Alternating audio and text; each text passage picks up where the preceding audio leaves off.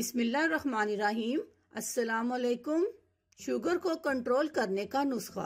पनीर बूटी का इस्तेमाल मामूल बना लें जो करे आपकी शुगर को कंट्रोल और साथ साथ वजन में भी कमी।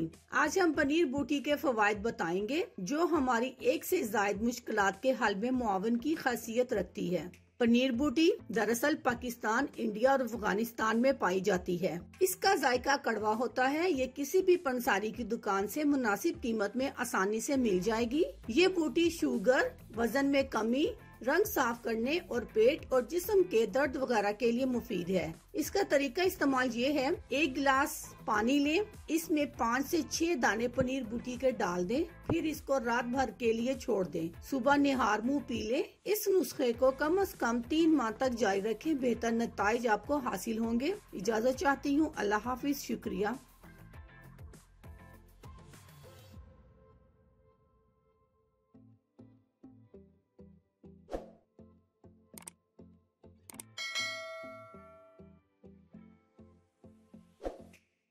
अगर आपको हमारी वीडियो अच्छी लग रही है तो हमारी वीडियोस को लाइक करें और अपने सब दोस्तों से शेयर करें और साथ हमारे चैनल ऑनलाइन रेमेडीज को सब्सक्राइब करना ना भूलिएगा।